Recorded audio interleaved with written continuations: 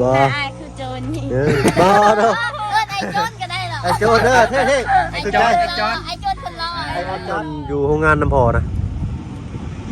1คน2คนนี้ทางอ้ายไปเบิ่งนำได้บ่บ่พี่อยู่หั่นคนตายคนตายหลายคนแล้วอ้าวคือว่าซั่นเนาะเอาตามดีภาษาพี่ภาษาบ่ทันเป็นผู้ชายสมโจรน่ะแต่มาปนใจมาปนใจบ่ได้ปนใจได้เพิ่นมีเงินกับปนพร้อมมีบ่สิเจ้า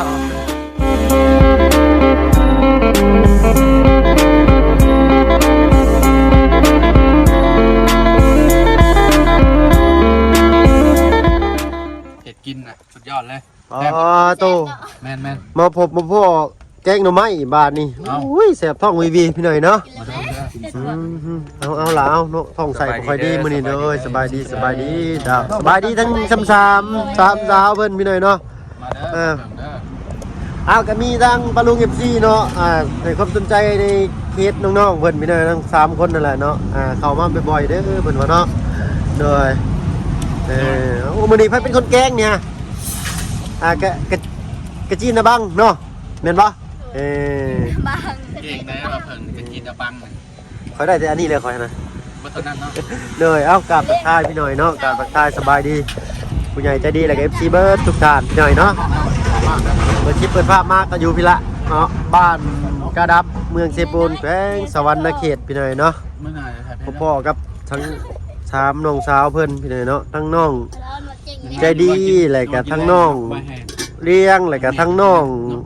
แต่งจริงพี่หน่อยเนาะพากันไปหามามื้อนี้บ่หน่อไม้นี่ไผได้เนาะเป็นคนบุกป่านี่คักอันนี้นี่เนาะฮะ3คนอันทีมงานมีไผไปนำบ่มีเจ้าบ่ชวนเนาะบ่บอกก่อนล่วงหน้าอยากอันทั้งอ้ายก็อยากไปอยู่น้ำปลากับปลาแดงนี่คือกันบ่ล่ะบ่คือเนาะมันใส่ตำเอ้าแปลว่ากระเม็ดกับน้องบ่จะมาใส่คนละน่ะกันนี่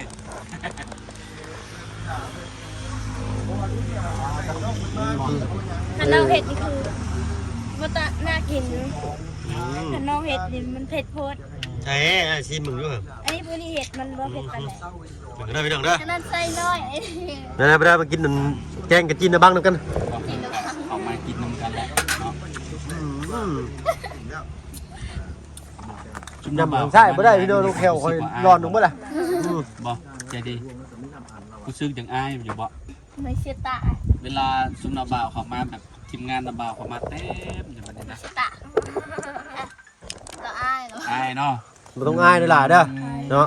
บ่ได้ย่านติอะไรโทรมาน่ะบ่เมนูก็โทรมาแล้วข่อยกูซึ้งว่าย่านบ่อยู่บ้านกระลับนี่แหละบ้านกระลับตกลงบ้านยังนี่น่ะบ้านกระดับต้องมีอีกนี่จะมีมาเพิ่มมีได้2คนน่ะมาใหม่เด้อแม่นมาใหม่ส่งเป็นข่อยยอมข่อยบ่ครับรถตรงมาแล้วนะตลอดเลยบ่มี2คนอีกบ่เจ็บไปเนาะยังมี2คนให้กระเจ้ามาซีมนำกันแล้วจะมากับเพิ่นเองน้องแดงขึ้นมาน้องแดงขึ้นมานี่บ่เพิ่งบ่ได้บ่เจ้าสิกินอยู่บ่นี่ปิดไว้ก็ได้บ่กินแล้วค่อยปิดด้วยปิดแล้วมาคะแนนจะบ่กินมันสิเย็นบ่มันนี่พี่น้อยเนาะน้องอยากอายได้เพียงไงโอ้ขี้ห่ออยู่พี่น้อยเบานิ้วมานี่ซ้ำสิแซ่บบาดแม่นเบานิ้วเคยเห็นอยู่ในคลิปเราเป็นรุ่นน้องอายผู้อายนิดนึงเนาะโอ้แม่นเห็นแล้วบาทแม่นแล้วเบานิ้วเจ้าจะเพิ่มปากบัดเรามาเจ้าจะเป็นว่าเบายาวแล้วก็ไปน้ำบัวเบายาวน้ากูจักเบิดอันนี้เนาะเบายาวน่ะเคยเห็นในคลิปอยู่เคยในคลิปบ่ยาวจันบ่ยาวบ่ได้มาจุ๊บเจ้าอย่าบอกด้วยว่าจุ๊บเจ้าฮู้จักแล้วเด้ออย่าบ่ซื้อเด้อสมองว่าจุ๊บเจ้าบ่เคยขี้ไล่คืออ้ายเฮาฮู้จักบ่ขี้ไล่จังได๋เขาก็หายเนาะบ่หายได้เฮาบ่หยอกเนาะบ่ว่าหยอกคันเพิ่นอยากหายเลยเจ้าก็ว่าบ่หยอกจังนี้ก็น้อยใจบ่ใหญ่นี่คนผู้ใหญ่ก็น้อยใจโอ้แซ่บหลายแอมลึแอมบ่มือใส่บ่ได้พี่น้องเราเก่งนะว่าเพิ่มนี่แล้วบอกซาแล้วเพิ่มได้แล้วได้ลุงก็ว่าเป็นการภาษาเราจังกันได้อยู่แต่ว่าก็บ่หลายเขาก็ได้คือกันฮะจะโดนมากล้วยเมื่อไหร่ฮะมะกล้วย รียด เปรียด เปลี่ยน เปรียด เนินมะพร้าวแล้วมะพร้าวเด้ ข้าว ไอ้บุหูไอ้คุณจักจะโยแจ้ง อย่างแกงกับแม่นอันนั้นมะพร้าวแหละใช่น่ะ เดี๋ยววันนี้อย่าง เลยคง ไอเอิญมะพร้าวไหนยังบ่คือกัน เผานะ ข้าว เราแม่นเรา บอกไว้ ยังก่อน เหมือนเผาเนาะวะ เรา ละเอาหู จะอื่นยังไงนี่ มานำมะพร้าวกับเรา อันบักเผากันแล้วเห็นปะ ด้วย นี่ ขันน้ำมะพร้าว เดาะแล้วเดาะน้ำไม่ได้ แค่วังเว้นนี่พากันต่อยเอาใจใส่ใช่ว่าสิต่อยให้อายกิน ก่อนกินเลยมึงเว้นนี่มากนี่เนี่ยอาจารย์ มัน เปิดมาแต่ถ่ายคลิปกับบ่บุญเคยเต้นขึ้นมา โอเคคนไปคนได้เสร็จแล้วผมได้เด็กน้อยให้น้องนิ้วเข้ามา โอเคลุงโดย ขอบใจละลายนิดนึง เปิ นะ ดใจโดน แกยังรับมันแน่ เด้อ เดี๋ยวมึงได้ซื้อขกมาให้นะลูกเด้ออย่าลืมเด้อตำหุงน้ำมือนี่นะพ่อกันแท้พี่น้องมือ เลี้ยงตะมุ้งต่อตะมุ้งเลี้ยง ยังบ่มีใครได้กินบ่ข้าวตัวเนี้ย กินมะพร้าวได้เบิ่ง มันนานก็ได้มันนานก็ได้ อันนั้นมันยังว่าทันแก่มันอ่อนไอ้เจ้าอย่างต้องแก่ได้กิน บ่เพิ่งบ่ เลยชื่อแล้วก็เพิ่มว่ะ บ่เพิ่งลุงเพิ่ง เพิ่ม แม่ ลุงหรือว่าลูก ลุง ลูกเพิ่มอายุเท่าไหร่ อยู่สัก7 ปีล่ะ ตอน7 ปีก็ไม่ได้เป็นลุงได้ล่ะ เป็นได้เนาะ โดย ไอ้เพิ่ง อันนี้ฮะต้องเอิ้นลุงเนี่ย นี่เท่าไหร่ 34แล้ว อ่าน 34 34 ปี แม่ แล้วก็เธอได้มาลุง บ่ แต่อายคือโจรนี่ บ่เนาะ ไอ้โจรก็ได้หรอ ไอ้โจเด้อเท่ ไอ้ ๆคือ โจ ใจ รไอ้โจรคนรอ ไอ้จอดไอ้ซื้อจอด ซื้อจอด แม่น แล้วคือไอ้โจรคนรอไอ้โจร โอ คน เค รอ เสียเดียวน้าบ่าวให้ มีเงินได้ยก ทำบ่เพิ่มกันนะลมกับซุ่มน้องๆเพิ่นก่อนเนาะพี่น้องเอ้ยเนาะจะได้ก็ขอบใจเนาะสำหรับแกงหน่อไม้เนาะมื้อหน้าจังว่ากันใหม่พี่น้องไอ้ซิม แซ่บได้ ฝีมือเพิ่นก็ถือว่าโอเคอยู่เนาะแล้วน้องเลี้ยงเป็นคนแกล้งแม่นบ่เลี้ยง ด้วย โอ้ทุกเจ้าเป็นลูกมือเราเห็นบ่ ด้วย จำนั่นจำนี่ใส่ให้เราเนาะ ว้าวนึกว่าล่ะ อืม เพิ่นยัง น้องมันบ่ค่อยว้าวมันได้พี่หน่อยเนาะ เพิ่นยังอันน่ะเด้เพิ่นยัง แต่ห้านี่แต่1 โมงคุณไปหา มีแต่ให้ทางน้องๆเพิ่นนี่แหละบอกกันเนาะพี่น้องเอ้ยเนาะแบบสอนน้องเพิ่นนํเนาะ ด้วย คำใดที่น้องเพิ่นบ่ฮู้ก็นี่แหละสอนเพิ่นให้เด้อ โอ้ย โอเคนะป้าไปเลยเด้อเอาสบายดีเด้อ ได้ดี โดยขอไม้นี่ล่ะลูกแหมพี่น้องเอ้ยเนาะก็ซ้ำลูกเฮาแหละพี่น้องเอ้ยเนาะประมาณ10ปลายปีเนาะ ใส่ถุงเลย ขอบใจละลายมาเพิ่ม โอ้ยสบายดีเจ้าเอานั่งโอ้ลมน้ำๆมันอีกจักหน่อยพี่หน่อยเนาะอันนี้ข้าวคาบได้ล่ะ เสียเลยเวลา ฮะ ขับแรง ข้าวคาบแรงมื้อแรงนี่ไอ้ว่าชุดเจ้าสิได้กินอีกกันเนี่ยเป็นบ่กินข้าว ไม่ได้กินเลย บ่ได้กินเลย กินแล้ว ว่าให้ลดอ้วนบ่ กินมีแล้วเกินกินเลย ไอ้สิขออนุญาตถามเจ้าเด้อบัดนี้เด้อไผก็ที่ว่าอันไปนอนนั่นอยู่โรงงานน้ำพอนะ1 คน2 คนนี้ไกลบ่ ใกล้ปะ นี่คือคนในโรงงานวันนี้เด็ก อ๋อโรงงานบ่นี่ย่างไว้บ่ล่ะสุทางอ้ายไปเบิ่งนำได้บ่ ได้ เพิ่นบ่ว่าบ่ โดย เป็นโรงงานยังอ่ะเป็นโรงงานยังอ่ะ บ่ฮู้เขาไม่ได้เปิดเขาให้เฝ้าซื่อ อ๋อเพิ่นให้นอนเผา เฝ้ามาแบก อ๋อเผาหม้อแปลงไฟฟ้าซื่อ โดย ๆโอ้พี่น้อยเนาะ เฮาแล้วเฮาก็เยื่องใส่ไป อ๋อแปลว่าเพิ่นเพิ่นให้เพิ่น มื้อ เพิ่น นั้นเราให้เราย่างเลยคนเดียวแล้วพี่น้องเรา ใครให้ นี่เราให้เราโทรหา ให้บ่ล่ะญาติบ่พี่นี่ เราโทรหาว่า เคยเห็นบ่พี่ อยู่นั้น ย้อนคนตาย เลยคนตายหลายคนแล้ว อ้าวคือว่าซั่นเนาะ เอาตามพี่ภาษาวันนั้น พี่ภาษาบ่ทันโอ้แต่ตกใจเลยพี่น้อย รถ เนาะ ตายบนนั้นน่ะแม่กกผู้ดี นับกันบ่หรือพี่น้องเพิ่น เพราะแม่นเมียพ่อเรา เมียพ่อเราคนแรกเนาะ โดย อืมรถชนยนต์อ๋ออันนี้คือแม่แท้ๆเจ้าอัน จะแม่แล้ว โดยสบายดีไงสบายดีเจ้า แม่เราเศร้าเก่าปี 29 ปีเนาะทั้งคุณพ่อเป็นได้สันอายุจักปี 69 69 โดย โอ้ เท่าแล้ว อื ลูกพอเราจนวานใหญ่อายุประมาณ30-40สบายนี่เลย ทำไมล่ะโดย เมียผู้หนึง เนาะ เอาน้องเพิ่นก็สิน่าฮักเป็นคนละแบบผู้หนึงก็บ่ปากบ่ติ้งพี่น้อยเนาะผู้หนึงก็สิมักเว้าผู้หนึงก็มักโอ้ล้มพี่น้อยเนาะชวนคุยเนาะก็ม่วนไปอีกแบบได้เนาะอันจังมือสิลองกันสัมภาษณ์น้องเพิ่นทีละคนเนาะมาน้องๆเพิ่นสิมีอันพฤติกรรมแนวใดเว้าว่าพฤติกรรมก็บ่แม่นพี่น้อยเนาะต้องเอิ้นว่าท่าทางแนวใดหรือว่าลักษณะแบบใดนะแต่บุคลิกแต่ละคนนะมันก็สิบ่ค่อยคือกันปานใดเนาะเอาทางข่อยเว้าไวหลายกะ นี่อายอยากกินวะ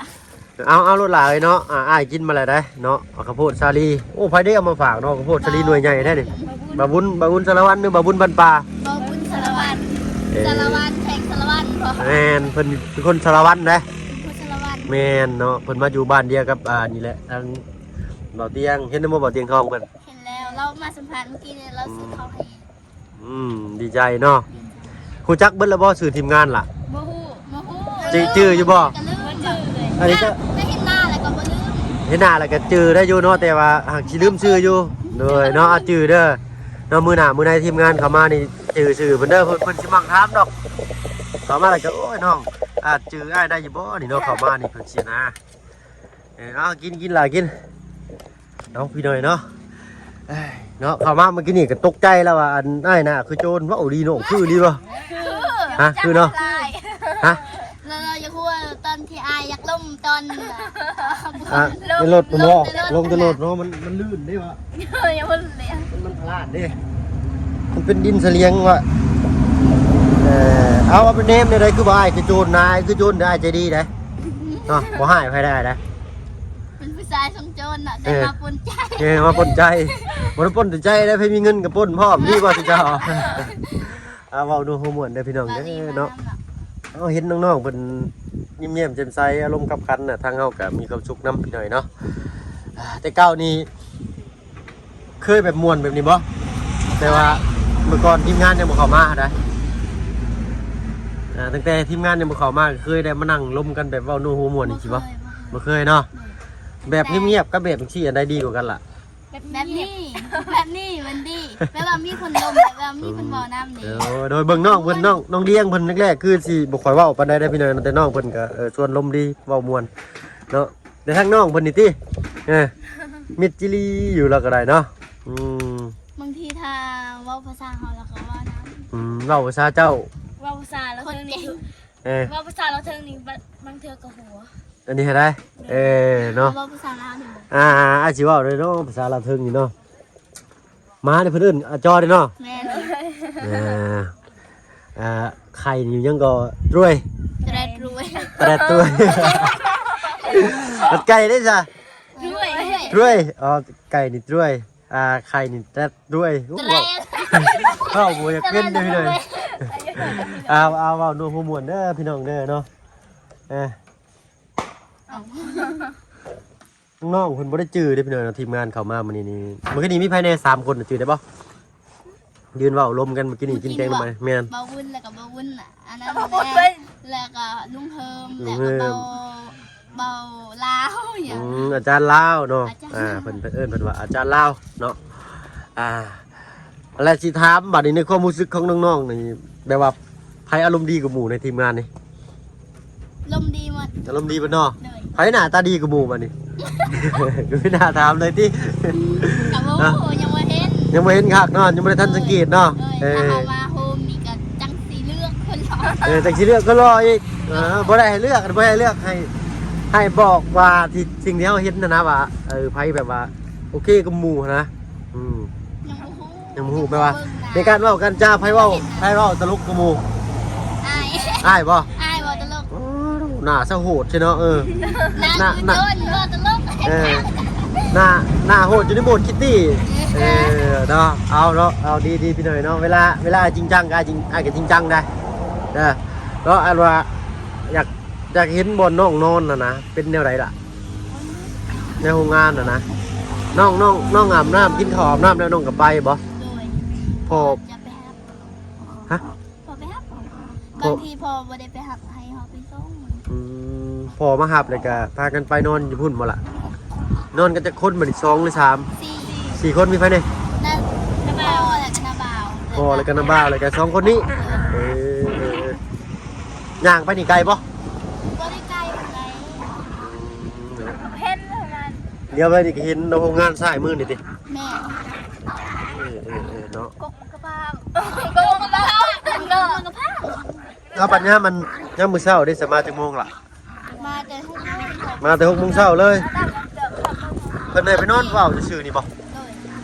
เอาบ่ได้แบบว่าเฮ็ดเวียกกินหยังบ่ คนยังทันเปิดเอง อาจารย์มันท่านเปิดเฮ็ดโรงงาน โดย เพิ่นให้เงินเดือนอยู่บ่เลย ไหน เดือนเท่าไรเพิ่นให้ล่ะ มี2 ล้าน นอนเฝ้าไปก่อนนี่ก็เดือนละ2 ล้านเนาะ อันนี้กายเดือนแล้วเขายังมาให้เงินอยู่ กายเดือนแหละทางอันผู้จ้างยังบ่ทันให้เงินอยู่ โดยประมาณ2 เดือนนี่แล้ว 2 เดือนเพิ่นสิให้เทื่อนึงบ่ บ่ฮู้ อืม บางทีก็จ่ายวันที่28 29ประมาณนั้น เหนื่อยมันเป็นโรงงานหยังล่ะ โอ้ยงานแบกงานอย่างงานงานระเบียบไปงานอินยางเลยเพราะยังมาทันเทศนี่ แบบว่าเป็นโรงงานจีนหรือเวียด งานจีน โรงงานจีนเนาะพี่น้อยเนาะถ้ามีโอกาสก็อยากตามน้องเพิ่นไปเบิ่งอยู่เนาะว่าบ่อนอยู่บ่อนเช่าบ่อนพักผ้าอาศัยบ่อนรับบ่อนนอนน่ะเป็นแนวใดพี่น้อยเนาะยันว่ามันเน้นหนาดีบ่มันปลอดภัยบ่เนาะทางน้องเพิ่นก็ยังเว้าอีกว่ามีคนเสียอยู่หั่นพร้อมยังมีรถชนแล้วก็มีคนเสียอยู่หั่นปาซ่าพร้อมอีกบ่ดอกคือกล้าอยู่ละบัดถ้าเป็นอ้ายแน่ป๊บแล่นนะนี่ เมื่อนั้นเราก็ให้ ไปให้น้อง ถ้าอยู่2 คนถ้า2 คนอยู่บ่ยาก ถ้าอยู่เยี่ยญาติเนาะ อัดประตูไว้แล้วก็นอนตุ้มผ้าห่มแล้วก็ เอาประตูมันก็เน้นหนาเป็นห้องอย่างดีบ่หรือว่าแบบเป็นห้องธรรมดาแบบนี้ มันเป็นแบบว่ามันก็บ่ได้เน้นปานใด บ่ย่านคนเข้าไปบ่ ก็ย่านอยู่ ถ้าว่าคนเข้าไปเลยได้เฮ็ดได้เจ้าสองคนบัดนี้ เราเห็นตลอดมื้อนั้นเขามีคนเฝ้าอยู่เมื่อก่อนนะเขาเห็นพี่2 คนเป็นพี่ผู้หญิงคือผมใส่เสื้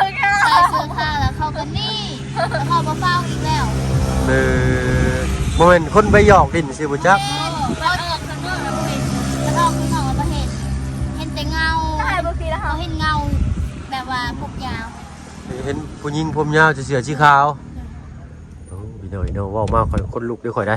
บ่ย่านบ่ เราเปลี่ยนเตือนหนักลุกในเกียบเรียน คัน บาง เว้า ทีมันก็เคาะประตูตลอดเลย และเบิ่งบ่เห็น มันออกไปเบิ่ง คิดว่ามาเนาะและเบิ่งบ่เห็น อันนี้เว้าเรื่องจริงบ่นี่ จริง เรื่องจริงหมดเลยน้องก็ยังย่านอยู่กับ นี่ น้า เรา บ่าว บอกว่าอยากไปเลยเราย่าน คันเฮาเว้าสิเฮาเฮ็ดญาติแน่นอนเนาะอันเฮาบ่คิดนะบ่เว้าเฮาบ่ญาติ ถ้า บ่ได้ เบิ่งโทรศัพท์แล้วก็บ่ย่าน ถ้าเบิ่งโทรศัพท์ไปนำเลยก็ แต่บ่คิดคือว่าจะลงเสียงก็ได้ย่า มันเวลาเบิ่งโทรศัพท์มันก็ลืมไปเลยสิบ่ โดยลืมแบบว่า อืม เขาเบิ่งแบบว่าเบิ่งคลิปซุมอ้ายนี่ซื้อเรือหั่นแหละ เลย เบิ่งอยู่ใน Facebook เบิ่งส่วนมากสิเบิ่งช่องไผ ซ่องเบาเตียงแน่แล้วก็ เบาเตียงแน่ เบาลี่แน่ อ๋อใน Facebook บ่ แม่นละ อ๋อเพราะว่าเป็นในเพจ บางเทื่อก็บ่ได้เจอซ่องไผแล้วก็ เบาแอนกับทีมอ้ายบ่ทีมงานอ้ายบ่เบาแอน บ่าวแอนโบแม่น บ่ดับดินเด้ โบแม่นตัวนี้โบแม่นทีมงานหน้านี่บ่าวเตียงทองเด้อเพิ่นสิเป็นหัวหน้าทีมเนาะรองลงมากับทางบ่าวจันทร์เนาะแล้วก็ทางบ่าวเสียงเนาะบ่าวบุญบรรปาอันนี้ถ้าบ่เพิ่งก็เรียบเรียงให้บ่ถูกพี่น้อยเนาะว่าใครมาก่อนโอ้10ปลายคนบ่ได้เนาะ11 12คนเนาะถ้าง่ายนี่ฮะก็เข้ามากก็คือสิยังบ่ค้นพบง่ายๆดอกพี่น้อยเนาะคือสิอีกหลายฟ้าหลายปีอยู่พี่น้อยเนาะ เอาเนาะ อันนั้นเกี่ยวเห็น เห็นพวกอ้ายมาแล้วก็ตกใจ ตกใจบ่ คิดว่าปลาคือหลายแท้ เบิ่งพี่น้อยเนาะเนาะหลังจากที่แบบบ่เคยมีไฟมานะเนาะมาแล้วก็รถ3 4 5คันเนาะจอดกล้องเนื้อเทือกอยู่เนาะตื่นเด้อเนาะล่ะเนาะเนาะได้มื้อนี้ทางพ่อเจ้าบ่ได้ขายเป็ดบ่ล่ะขายเบิดแล้วบ่ขายบ่เบิดค่ำ จันเบิดแล้ว เป็ดขายเบิดแล้วเพิ่นเอาเข้าวิเวียดเพิ่นบ่เนาะยังสิมีทีมงานทางง่ายอีกหลายผู้หลายคนอยู่ได้เนาะเข้ามาอีกทั้งน้องนิวทั้งเบาไล่โอ้ยหลายคนพี่น้อยเนาะทางเบาลีเนาะไปอีกนะ เมื่อวานนี้เอามาคามให้บางที น้ำมะขามบ่คำส้มน้ำมะขามหวาน มาคามบ้านนั่นแหละ โอ้ข้าวหวานบ่นะโอ้อยากชิมมึงเด้เนาะมื้อหน้าเด้อใช่มีในมันบ่ไอ้หมักกินในมันเป็นมุกเด้ อ๋อบ่มี เนาะคันเจ้ากินแล้วจะบวชในไว้อ้ายเด้อในจะไปมุกก็สู่กิน อันจากันอักเป็น กี่อ้าวกี่เดียว บ้านนายเขาเอิ้นผ้าสนั่นได้ในมะขามนะ ภาษาภาษาซึ่งเขาอย่างไร ไอ้ก็เป็นลาวธรรมดานี่แหละ เขาจะเอิ้นภาษา อ้าวเนาะเฮาย่ำแล้วมันดังกว่าบ่โดนสนั่นไปเบิดสมอง แม่ มันจะเทือนเด้ เขาเป็นได้บังคับ บ้านนายก็เอิ้นในมะขามนี่อ้ายให้สายยาวผ้าสนั่นนี่ทางเพิ่นสิมาแล้วไผน่ะ อีกแล้ว สติบ่ค่อยดีพี่น้อย เรา เนาะอย่า กินยาบ้าแล้วเราอะแล้วจบมาเจ็ดแต่เรากินยาบ้า โอ้จบม .7 เรียนสูงเนาะจบม .7 แต่ว่า บ้านหรือว่าสมุน บัชิม โอ้เสียดายการทำการเรียนพี่น้อยคนแบบนี้นี่เก่งนะเนาะแต่ว่าพึ่งสิ่งเสพติดเนาะไปในทิศทางที่บ่ถูกเอาเว้ากันพอหอมปากหอมคอพี่น้อยเนาะก็คือสิขอตัวลำลาก่อนพี่น้อยเนาะค่ำมืดแล้วเนาะถ้าว่ามีโอกาสเด้ออยากไปเบิ่งเนาะบอลที่เจ้าว่าเห็นผีนะเด้อว่าผีกับอ้ายได้สินะเป็นตาย่านด้วยกันตัวให้ ยาซี่เนาะคนหัวในยาน คือว่าอ้ายยืนอยู่คืนนี่นะผีกับอ้ายสิสิย่านตัวใดก่อนกันเด้อย่านอ้ายเลยว่าผู้นี้สิตอบว่าย่านอ้ายได้นี่เนาะเอาบ่เป็นหยังเนาะหน้าโหดอยู่ในโหมดอินดี้โจรถึงหน้าตาสิคือโจรได้ก็อ่อนโยนกับเด็กๆเด้อเนาะ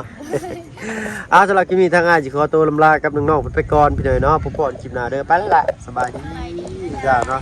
สบายพี่หน่อยเนาะเอาพบกันคลิปหน้าพี่หน่อยเนาะอยู่ดีมีแห้งเบ่สุขทุกคนที่เข้ามาหามาชมช่อง YouTube บ่เพิ่งเคยหลายคือเก่าไปแล้วพี่น้องสบายดีจ้า